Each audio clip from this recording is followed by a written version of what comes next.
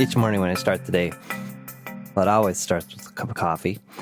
Often starts with some reading, something reflective.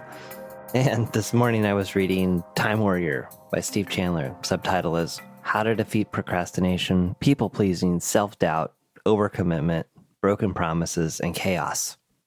One of the things I help with people with a lot is, quote, time management. But time management is a misnomer. I don't know that I've met anyone that really doesn't know how to manage time. In other words, they're unable to look at a block of time and that they have no idea how to go about, quote, managing it. Usually it's something underneath that. In a lot of cases, it's an inability to say a clear yes or a clear no to what's important to them. And Steve, in his whimsical, wise way, totally nails this in this chapter. It's chapter 46, page 88. When you say, quote, I'm having a real problem with time management, my first objective is not to come up with some kind of better tips or techniques for you, because that's really not what's at play. What I want to find out is what's beneath the time management problem. Because if you had a clear objective, let's say your objective was to get to the airport to fly to New York City, you would have no problem managing time. And then he plays out this scenario about when you need to get to the airport at a certain time and interruptions come up. For most people, there's a pretty clear ability to say no and say, I can't do that right now, and we'll have to do it another time. So he wraps it up by saying, so with a clear mission driving me, time management is never a problem. Even if my car breaks down, I grab a cab real fast so I can get to the airport. Nothing gets in the way of me going to New York.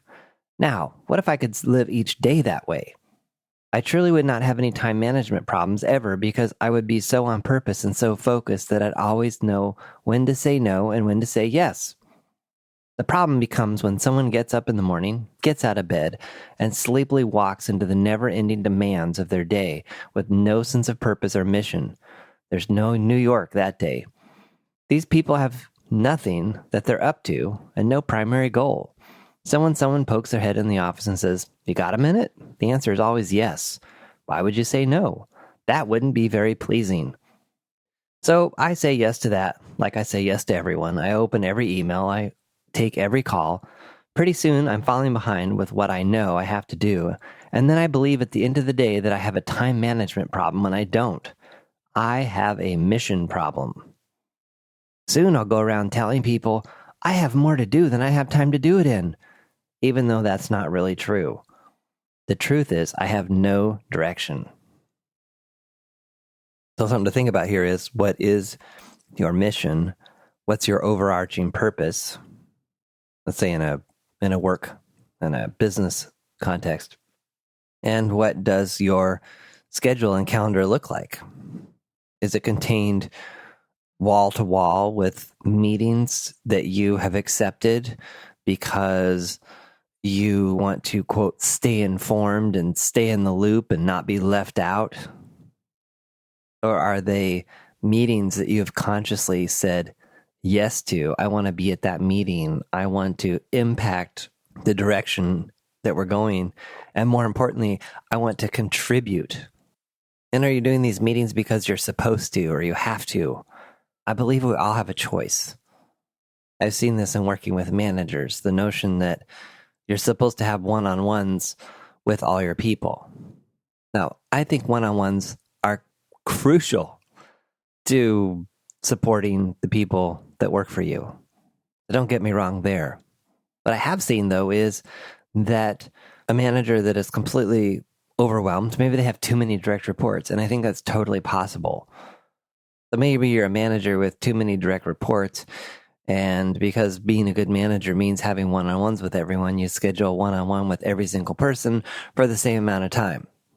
Maybe you fall into the trap of making them an hour. And so you have, quote, no time, or you have a, quote, time management problem because you're time and your schedule is not your own. In one of these situations, I suggested I was being really radical, or I thought I was being radical. And I said, why don't you cancel all your one-on-ones for the next 2 weeks? Now, this is a common coaching technique, which is to push things to the extreme to figure out where the stretch is. So I was thinking, well, let's cancel for 2 weeks. They would push back and say, well, no way, I can't do that. I'll cancel them for a couple of days or something. They ended up taking me up on their challenge. And the result was somewhat life-changing for them. Suddenly they had time. Suddenly they could breathe. Suddenly they could figure out, what's my mission? What's my purpose? Where am I going with all of this? And what they found was some people didn't need the full amount of time that they had scheduled for their one-on-one. So what they did was they customized the time for each person. So I can't remember what they came up with, but it basically was the idea that, some people only need 20 minutes or some people need 30. And depending on the nature of the person's role, sometimes they need an hour because there's lots of things to work through. So it's a process of getting really clear of saying, yes, this person needs an hour. Yes, this person needs 30 minutes. And then also saying no to meetings that landed outside of their work hours. Now, their work hours were pretty extreme. So them saying no to outside of work hours, from my perspective, was a beautiful thing. What they found there was the world didn't stop spinning when they started declining meetings, saying, I can't come to that meeting. The world didn't stop spinning when they started taking a lunch break for the first time in years. One of their big discoveries, which was so fun to watch, was their life was actually becoming better, more sane, more satisfying. They had more energy because they were saying no. So ask yourself, do you really have a time management problem? Or do you have a problem saying yes to something or no to something? Or are you even clear about your overall objectives, mission, and where you're headed? If your answer is, no, I'm not clear on any of those things or some of them, or, wow, I'd love to bounce this idea off of you, John, and find out more and explore this, I'd love to do it with you. So just send me an email, podcast@johnpolster.com. Put time on the calendar, get on Zoom or the phone, whatever works for you. And let's have a conversation around what's possible. Because I truly believe that more is, and I've helped a lot of people with things like this.